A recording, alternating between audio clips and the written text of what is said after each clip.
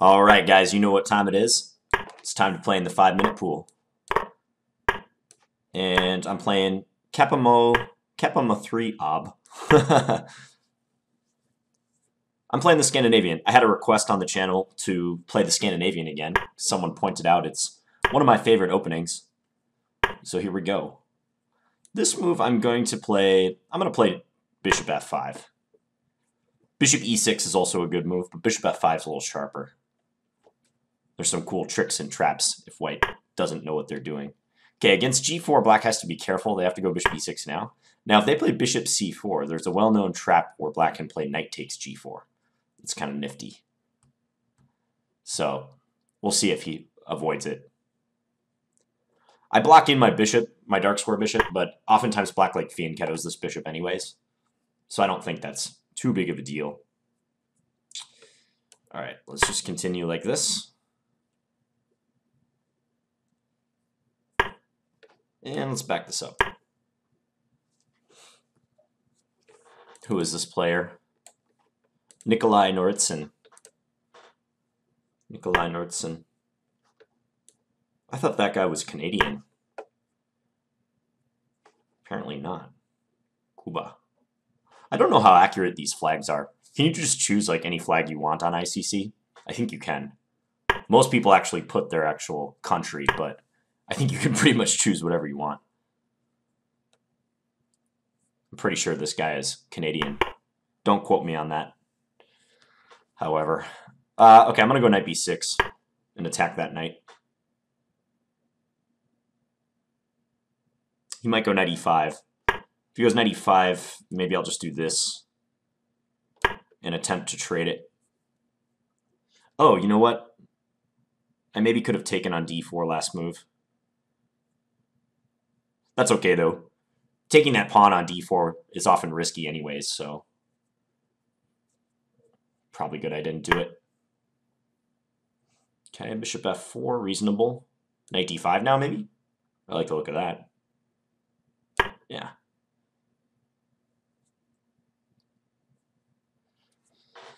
Would expect him to move his bishop. No, he takes on D7.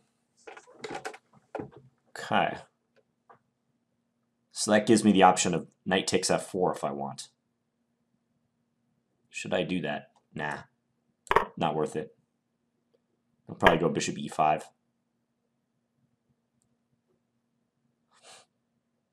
I gotta say, I really like my position. It's solid. Super solid.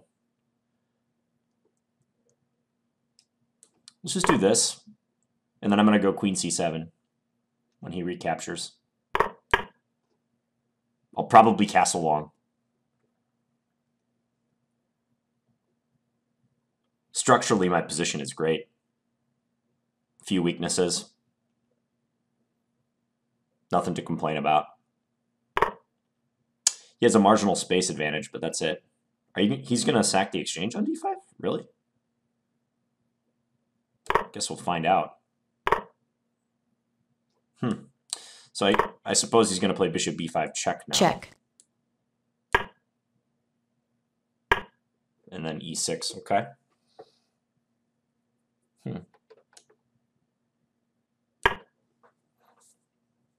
I guess I'm just slightly skeptical of this concept. I feel like I'm skeptical every time my opponent sacrifices material, though. So take what I have to say with a grain of salt. He's certainly playing for the initiative with this idea. Let's go Queen E5. That seems good. It attacks G5, it defends D5. Seems indicated. Take here. Ooh, if I take there, he has Queen A3 check. Although, I don't know that that's that dangerous. King G7, Queen E7, King H6. King looks sketchy, but it's not so easy for him to exploit. Nah, I better not risk it. Yeah, I'm just going to take here. I don't want to. I'm going to give up the D5 pawn, but that's okay. I think it's worth it to consolidate. I don't want to have a permanently weakened king. This way I can just stick the king on G7 next move, because I would expect him to take on D5. Check. Oh, wow, he goes for this endgame. Okay. So he's going to stick the bishop on d7 instead. Gotta say, I wasn't really anticipating that. Let's go here. He'll play bishop d7. And then let's look for a way to activate our pieces. King d6, he has c4. That's not good.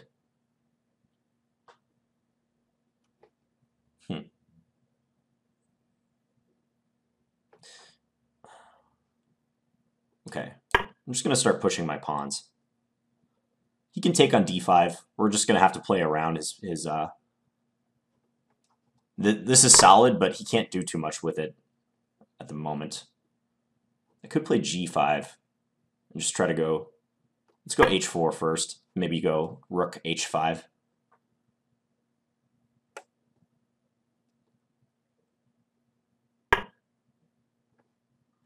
Let's see if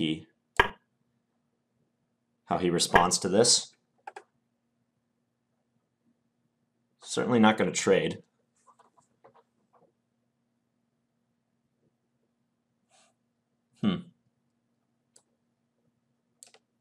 Let's play g5 now. I hope I'm not dooming my rook by doing this. I gotta speed up a little bit, but I'm gonna go rook g8, f5, and g4, even if I have to sacrifice a pawn to do it.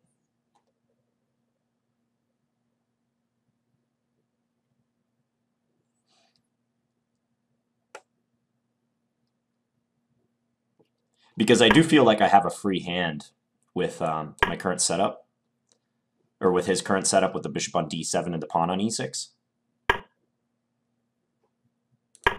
So we'll see how this pans out.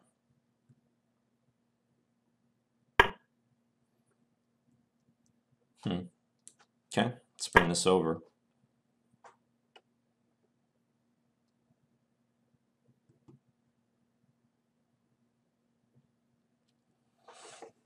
g4 is brewing. It's a big threat now.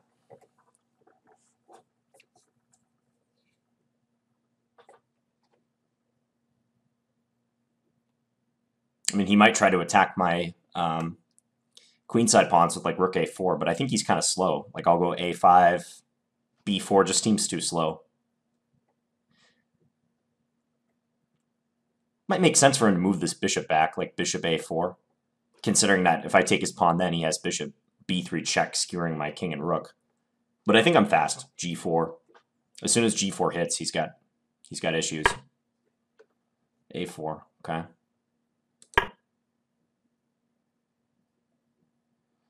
Well, now I can take with my rook if he takes. He didn't take, though.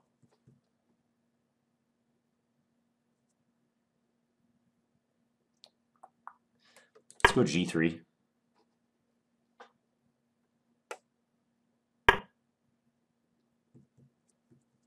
Ooh, I gotta believe this is close to losing for him. g2 check, king g1, f4, take, rook e5. What are you going to do about that? He has rook g4.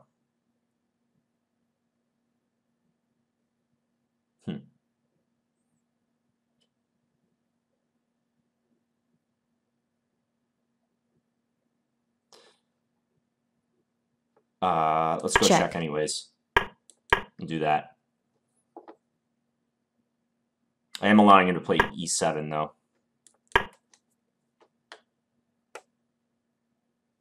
I want to go f4 soon. F3. Oops, don't know why I should have done that. But I think I'm good. Check. Think I'm good. Oh, he has rook f7 though. It's only move. Check. Time warning. Okay, now it's going to be a time scramble, huh?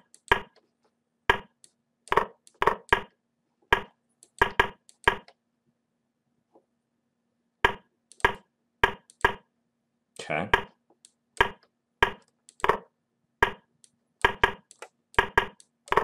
Well, I've got him on the time category, so at least I think.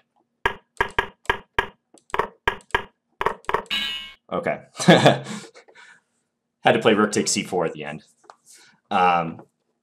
Weird. You know, I misplayed that. Let's back up a little bit.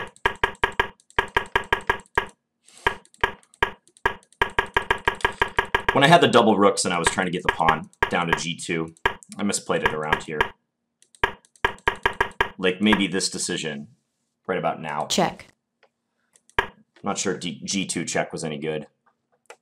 So I wanted to do check. g2 check, king g1, and then f4.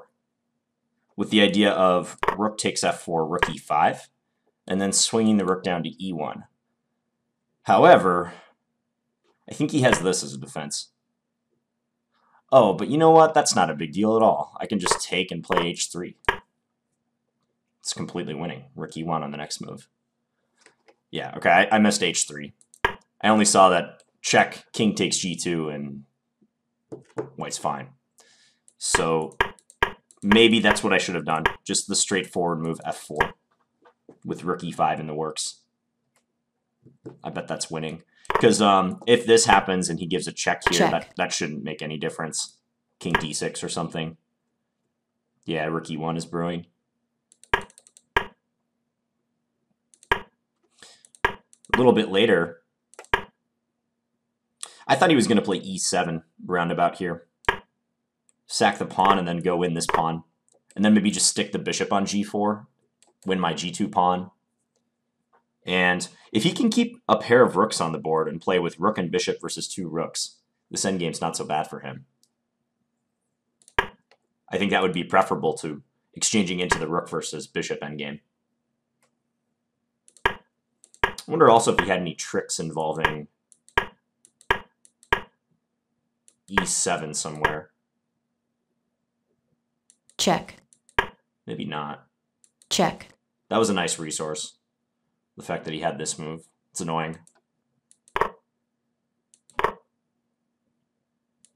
And I can't take his bishop, so I gotta take there. Then we got into this time scramble at the end. This endgame probably should be winning for me. I don't know, though. I lost my h-pawn, which is foolish. I should just play king g5.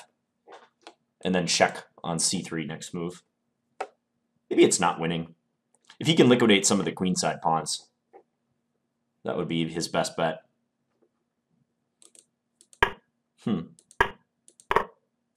Yeah, the rest was a time scramble. Anything of interest earlier in the game? Let's see. I didn't like that rook takes d5 exchange sacrifice. I didn't think that was very good for him. I thought he would just play like rook e1 in this position. But maybe after rook e1, something like queen a5 is good. Hitting the knight, putting pressure on a2. It just seems like black is doing better here than white. Because I gotta think this exchange sacrifice is not sound. Check. What about when he played this and then took? Because I was really debating e takes f6 and queen takes. The thing I didn't like about e takes was this queen a3 check move. And then I saw that maybe my king has to run to h6 if he gets his queen in. Also, can't he go e7? The threat of queening. Computer says I guess I'm better here, even if I have to give up my rook for his bishop and pawn, but I think it's better I didn't mess with that. Just queen takes. Check. Then we get to this endgame. I found an unusual way to get my rooks out. Didn't like g5. It says just double on the h-file. I guess then my other rook is free to roam around, huh? Like maybe I can even sneak it down here. It didn't seem that bad for me.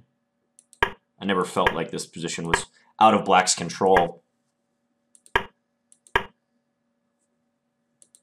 Okay, g3. Check. Then we'll just check that f4 move. Yeah, f4 was winning. I didn't piece that together. I didn't take the line far enough. I saw all the way here and I just stopped after rook g4. I didn't consider that I had this take h3 idea. It's kind of instructive. Oh, whoops, I didn't mean to do that. But anyways, that was the most relevant thing from this game, that decision towards the end. All right, well, let me check what I'm at now. I was just curious. Let's just see what the best list is like at the moment. Best 5. So I'm number, whatever this is, maybe 10 or so. Not too bad. I'm climbing the 5-minute ladder. All right. Well, I hope you guys enjoyed this video. Please leave me any feedback in the comments. And thanks for watching, guys. See you later.